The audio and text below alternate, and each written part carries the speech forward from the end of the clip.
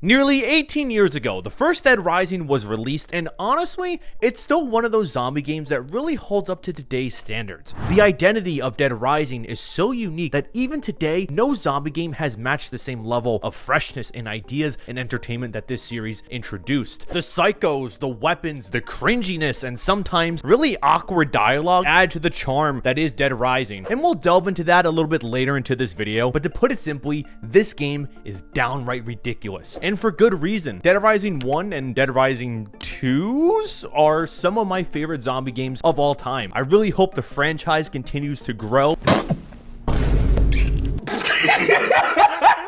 Now, jokes and memes aside, Dead Rising franchise has kind of been on the decline in terms of public reception and reviews. That is to not diminish the core fan base that really did enjoy the third and fourth installments in particular, because not gonna lie, I do have a soft spot for the third one, and at some point I do plan on playing every single installment and doing a proper revisiting on this channel. Which, by the way, if we get this video to 2,000 likes, I'll do one for Dead Rising 2, the first version of Dead Rising 2, and then maybe the second Dead Rising 2 at some point. Kind of confusing, like these are the same game, but they're technically not the same game because you have a different character and somewhat different story, but all the mechanics are kind of the same, but there's a lot more quality of life upgrades in this one, and they spent more time in Off the Record. It's kind of hard to say, but the third one was heavily criticized as it was a launch title for the Xbox One, and the performance for it was quite painful. I know that because I was the one playing it. Despite the game running at a solid 13 FPS often with an average of 18, I still had a soft spot buried within me because the Dead Rising franchise meant so much to me as an individual growing up. I'll always remember sitting there before pressing start, just listening to that main menu music of this game. The eerie and downright creepy atmosphere right from the start was unforgettable. And when you started the game, Frank's theme, it played, it invokes the sense of embarking on an underdog journey into the unknown. He wants to carve out a name for himself, and it felt like being tasked with the impossible, driven by the desire to do what's right. I was 7 years old when the first game came out. I partly believe that Dead Rising shaped me into the zombie lover and fanatic that I am today. Because for a game released in 2006, Dead Rising offers an abundance of fun with a strong personality and unique identity. It is just a goofy, over-the-top fun zombie survival action game where you can kill zombies with basically any weapon that you please. The sheer ridiculousness of the weapons available to you is one of the game's strongest suit, adding to that unique and entertaining charm. But it's not like the game is just being ridiculous just for the sake of being ridiculous. It's not trying to be like, hey, look what we're doing over here type of attitude, because too often nowadays games just try too hard to stand out, and in doing so, many lose their fun factor. Like Call of Duty. Seriously, what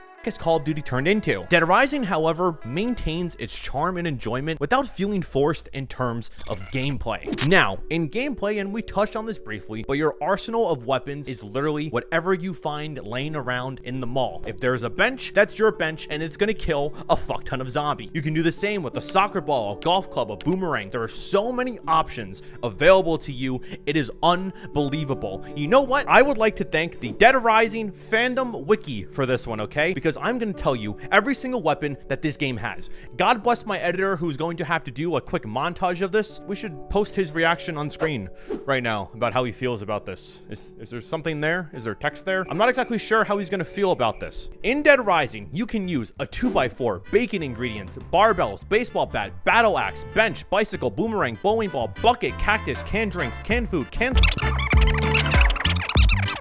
guitar, electric guitar, gumball machine, handgun, handbag, hanger, HD TV, heavy machine gun, a hedge trimmer, a hockey stick, a hunk of meat,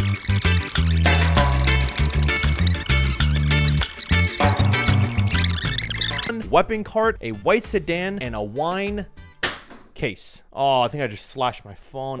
That is every single weapon in Dead Rising. Now, imagine if there was more weapons and you can go and combine a bunch of them together. I just went and described to you what Dead Rising 2 is in a nutshell. I listed over 140 weapons. Some of them are ridiculous. Some of them are more conventional, like a knife. If you want to pretend you're an average citizen living in London and slash around at some people, you have that option in this game. The variety of tools in here is phenomenal. It really allows players to express themselves through their arsenal versatile. The majority of weapons that you see as you're walking around in the mall, you can pick up and use it as a weapon. It's just such an amazing level of freedom that is just gone from many games nowadays. Like, how is that possible? Why do games from so long ago have so much more content and so much more to offer than the games that come out now? But the thing is, this level of freedom and like creativity that you have as a player, it doesn't just stop at the weapons. It extends to the outfits and the clothing.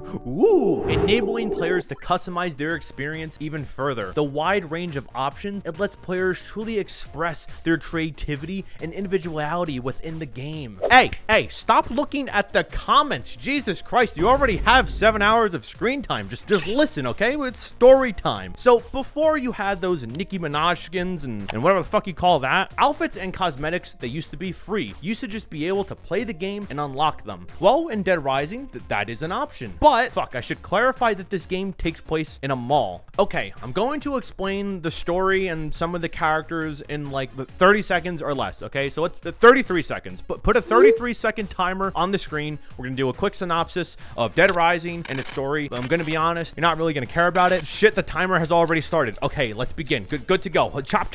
You are Frank West, a beefy hunk of a guy who spews out so much masculinity that the characters in the new Star Wars show would absolutely hate him. The guy is a reporter who hires a helicopter pilot dude to fly to Colorado. Have you ever been to Colorado? Colorado is actually a blast. Highly recommend it. Literally high. He goes to the Willamette Parkview Mall because he got a big tip that something major's coming. And the pilot tells him that he'll be back in 3 days, 72 hours to pick him back up. In the story, Frank lands, he sees some bad stuff, and lo and behold, we have zombies. Frank runs away, and now we have our safe house. But Frank, he meets two characters here. One guy named Brad and one named Jessica. One is very beautiful and pretty. Another one is a female. I don't know how much time we have. I hope we're still within the 30-second mark. Oh, we have a good amount of time left. They go ahead and form an alliance to uncover the story, but you're mainly alone. However, they do run into some shenanigans and psychos, but Frank, he has a camera, and he runs around taking pictures of good stuff, bad stuff, really concerning stuff that would get me canceled if someone checked the Photos app on my phone. But at the end of the day, it's all about zombies. Why are the zombies here? Zombies are everywhere. You got to figure out the story and figure out why the zombies are here. Who was it? Was it Treyarch? Was it Valve? Or was it this dude? Spoiler alert, it's not this dude, but fuck this dude because he doesn't shut the fuck up. He just yells at you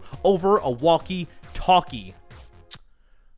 Okay, I know we are well over the 30-second mark, but bonus 15-second round, let's begin. You're in a mall, the mirrors work, which is something the Dead Island 2 developers should take note of. They really should. I mean, come on, it's 2023 and they can't even do that shit in their game. Around the mall, you will meet a lot of survivors, some of them being males, some of them being females. What's really funny and kind of funny, not that kind of funny, is that if this game came out in 2025, I could tell you that IGN would absolutely hate it because all the female survivors in here are treated like damsel in distresses. Sometimes you have to carry them, sometimes you have to hold their hands and escort them back to the safe house, but don't forget, men also need help. Men shouldn't let that pain linger. Don't let that pain go unnoticed. You need to speak out. It's just sometimes men have a really hard time communicating their feelings and they need to speak up. It's just too often nowadays, men just fear how society will treat them if they're vulnerable and speak up. But trust me, someone is listening. Someone is always there. I'm here for you. But then sometimes the survivors will say, hey, can I lean on you? And then you have to walk them back to the safe house, and it's a really slow and tedious process. I spent $30 on those walkie-talkies, and I hope it was worth it. But back to character and personality, because we are in a mall that has a lot of stores. Remember when malls were not depressing and sad? I don't know about you, but I would spend my childhood weekends with my friends all afternoon long in malls. I mean, we would go up to the GameStop and play Guitar Hero. Oh, such a blast. But in these malls, they have outfits, and you can practically walk up to any outfit you see here, try it on, and that's what you're wearing in the cutscene. You have a really nice, solid foundation of gameplay mixed with a strong personality and a strong identity. So what the hell are you actually doing in Dead Rising? Let me tell you about the missions and the quests. So what the hell am I actually doing in this game? And that's where the missions and the quests come along. Well, you are running around the mall and doing missions, both for the main story and also any side quests that you do come across. Side quests include helping survivors and bringing them back to the safe house or other random shenanigans, but for the most time, you're helping survivors back. Remember how we mentioned the whole 3 days thing, the 72 hours from the pilot? He will be back. The story essentially puts you on a timer and you are kind of racing against it for your entire playthrough. As Frank West, you essentially have a few in-game days to uncover the story and be the one to share it with the world. Of course, there are numerous twists and turns, but as the missions and time progresses, you slowly start to uncover how the zombie apocalypse came to be. That said, do not go into this game expecting anything deep and meaningful on the story front. It's quite weird, has frequent wild and outlandish themes with a splash of realism at certain aspects. Some missions involve you tracking down different NPCs, different leads, and you fully embrace that reporter investigator role here, trying to figure out the story piece by piece. If you want to succeed and get a good quality ending, you are constantly on your toes paying attention to your watch to see when the next mission is available. And if you miss it, you do have to restart to your last save. If you run out of time, you have to restart or it is game over. I personally think this is one of the weakest aspects of Dead Rising. Some people may think differently because there are moments in the game where you are rushing to get shit done quickly, or there are times when you're just sitting there waiting around, staring at your clock for the next mission to proceed. And if you're a skippity toilet brain like me, I don't know what this watch says. I need a digital one to know that it's 3 p.m. Like, yes, of course, you can go ahead and do side quests and kill zombies and explore, but after a bit, it does lose its charm. But there will be situations where you don't have anything to do, so you're just patiently waiting until that timer is ready, or until Otis yells at you again, but through a goddamn walkie-talkie. Pair this alongside some survivors that just simply don't shut the up and they whine all the time, it could be quite annoying. In those situations too, it's also worth mentioning that audio is sometimes messed up. It's a lot louder than it should be. Performance for this game could also be quite glitchy at times. Sometimes the game will skip frames when attacking, but you do get used to it. I'm playing on PC, so just a heads up if you are interested in revisiting this game. Another thing worth noting, it's a slight criticism, but this is more so an issue of just games that were released during this time frame. This is not an issue exclusive to Dead Rising 1 and also some of the future titles, but it's the saving. Oh man, the saving. In this game, you save by heading to bathrooms, beds, or other various save point spots to go ahead and save your progression. But in modern gaming, you can't really go every other minute without your game saving automatically. So if you're used to how it is now and you head back to this game to revisit it, just know you need to save periodically or you will lose a lot of your progress. Do you know how annoying it is to progress so far into something for it to just end and then restart back at the beginning? But again, you do get used to the save points. Another criticism I do have is that the controls for this game could be a bit wonky, especially with gunplay. They are a headache, but it does serve a purpose. You are mainly going to be using melee weapons in here, and the melee combat is efficient and it is honestly exceptionally well done. So kudos to Capcom here for achieving that. It's also so much fun to just take a bench and launch that shit like a mile away. But on the topic of missions and progressions, Frank does have his own progression and leveling system. It is very basic, but leveling affects health, inventory space, skills, normal walking around speed, and attack damage. What I really like is that you will see a difference in your abilities as you level up, especially because you unlock different button combos, aka the skills, that you can activate to go ahead and kill a lot of zombies. Some are goofy, some are great, all play into that identity of ridiculousness that we discussed previously. Further along your abilities and capabilities, my favorite part of what this game offers is magazines and books. They change gameplay to completely different degrees. There are around 20 different variations in Dead Rising, each offering the player some sort of boost and status upgrade to weapons in their arsenal. For example, this one called Criminal Biography makes it so edged weapons last 3 times as long. So items like the chainsaw, katanas, meat cleavers, they last longer due to this magazine that extends their durability. And the best part is that all these magazines, they can be stacked and combined, allowing for different builds. And while it's not as complex as systems that you see in many modern games now, it's an additional level of freedom for players to use their preferred weapons. And you can use all of these weapons to take on psychos and of course finish the story. Psychos are these big boss enemies that you will run into throughout your playthrough. Psychopaths, they honestly need their own section because they are so integral to the identity of Dead Rising that they need to be mentioned. Dead Rising 1, it offers a fair amount, but it's something that gets expanded on in every sequel that they do create. You know how you can't really discuss Days Gone without discussing hordes? That's how important they are to this particular series. Psychopaths, it just adds to that ridiculous factor, with each boss offering something unique and interesting. For example, Adam the Clown, he tied a survivor to a space ride in a museum park, forcing the hostage to endure an endless ride until you come to the rescue. Adam's weapon set, it's also incredibly cool, with fucking top tier animations in here. You don't really see stuff like this anymore in games. How did we lose this charm? Then there's also Steven Chapman, the grocery store manager who will do anything to protect his store, and once he sees you, you're viewed as a threat and it's time for a showdown. Cliff Hudson is a war veteran experiencing a traumatic episode, and the list just goes on and on. There are so many other psychos in here that you will come across. You have these weird raincoat cult people here that we stabbed in our London joke, this obese butcher that is constantly trying to chop away at you, and when he picks you up, it's so goddamn frustrating, especially if your dumbass forgets to save and it's been 2 hours. Psychos are the heart of the franchise. Each one has such a distinct personality and style that they really stand out as memorable encounters. Granted, sometimes they could be a little bit frustrating,